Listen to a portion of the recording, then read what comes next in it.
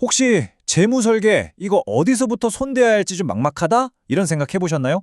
괜찮습니다. 사실 전문가들도 다 정해진 길, 일종의 로드맵을 따라가거든요.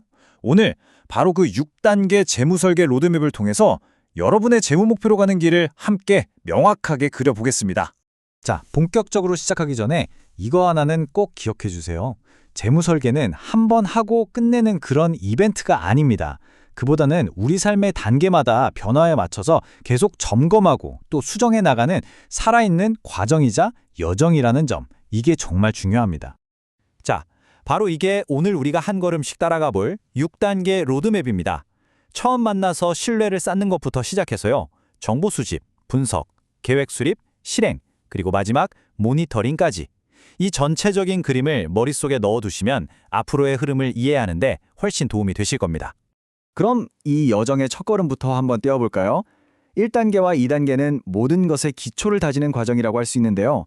사람 사이의 신뢰를 쌓고 또 개인의 재무 상황에 대한 완전한 그림을 그리는 데 집중하는 단계입니다. 모든 관계의 시작이 그렇듯 가장 중요한 건 바로 신뢰 아니겠어요? 1단계가 바로 그 기초 공사를 하는 시간입니다. 그냥 상담만 하는 게 아니고요. 전문가가 자신의 경력이나 자격은 어떤지, 어떤 서비스를 제공할 수 있고 보수는 어떻게 되는지 아주 투명하게 공개하는 거죠. 이런 것들이 먼저 확실하게 정리되어야 단단한 파트너십이 만들어질 수 있습니다. 여기서 핵심은 바로 이런 질문이에요. 얼마나 모으고 싶으세요가 아니고요. 은퇴 후에 어떤 삶을 살고 싶으신가요? 이렇게 좀 열린 질문을 던지는 이유가 뭘까요? 바로 숫자에 가려져 있는 그 사람의 진짜 가치관과 꿈을 이해하기 위해서입니다. 이게 바로 성공적인 재무 설계의 진짜 출발점이라고 할 수 있죠. 신뢰가 단단히 쌓였다면 이제 2단계로 넘어가서 본격적으로 퍼즐 조각을 모을 시간입니다. 여기서 핵심은 두 종류의 퍼즐 조각을 다 모아야 한다는 거예요. 하나는 자산이나 부채처럼 딱 숫자로 떨어지는 정량적 정보, 그리고 다른 하나는 위험을 얼마나 감수할 수 있는지, 인생에서 중요하게 생각하는 목표는 뭔지 같은 눈에 보이지 않는 정성적 정보입니다. 이 두 조각이 다 맞춰져야 비로소 한 사람의 재무 상태라는 전체 그림이 완성되거든요. 자, 이제 재료는 다 모였습니다. 지금부터는 전문가의 실력이 진짜 발휘되는 단계로 들어가 볼게요. 바로 수집된 데이터를 분석해서 고객만을 위한 맞춤형 청사진을 그리는 과정입니다. 여기서 2단계와 3단계에 아주 중요한 차이점이 드러나는데요.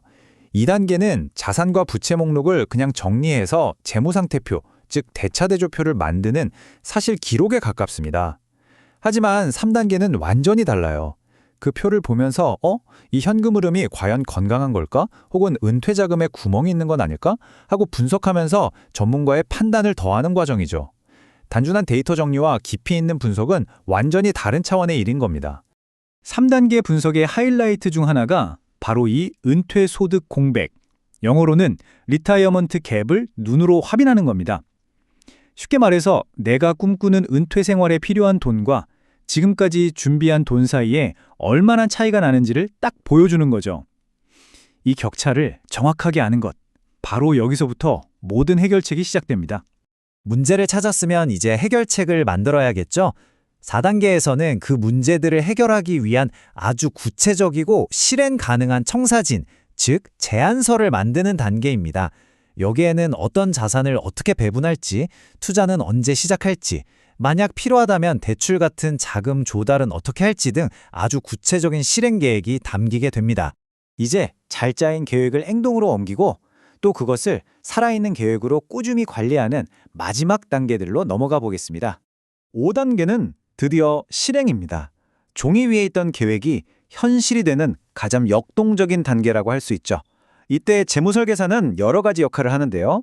때로는 계획을 직접 집행하는 행동대장이 되기도 하고 고객이 최선의 결정을 내리도록 돕는 조력자가 되기도 합니다. 심지어 세무사나 변호사 같은 다른 전문가들을 연결해주는 일종의 프로젝트 매니저 역할까지 맡게 됩니다. 물론 실행할 때는 무엇보다 신중해야 합니다. 특히 부동산처럼 규모가 크고 한 번 결정하면 되돌리기 어려운 투자는 어떨까요? 이럴 때에는 모든 위험 요소와 수익성을 다 따져보고 정말 괜찮다는 확신이 들었을 때 그 맨 마지막 단계에서야 비로소 자금이 투입되는 게 철칙입니다. 자, 드디어 마지막 6단계, 바로 모니터링입니다. 모니터링은 과정의 끝이 아니라 살아있는 지속적인 관리다. 이 말이 정말 중요한데요. 재무설계가 왜 단발성 이벤트가 아니라 계속되는 과정인지를 가장 잘 보여주는 단계가 바로 여기라고 할 수 있습니다. 아니, 계획을 잘 세웠는데 왜 자꾸 들여다봐야 할까요? 이유는 간단합니다. 금리나 물가 같은 경제 환경도 계속 변하고요. 결혼이나 건강 문제처럼 우리 개인의 삶에도 예상치 못한 변화가 생기기 때문이죠. 또 준비한 돈보다 더 오래 살게 될지도 모르는 장수 위험 같은 장기적인 리스크에 대응하기 위해서라도 계획은 살있는 문서처럼 계속 검토되고 수정되어야만 합니다.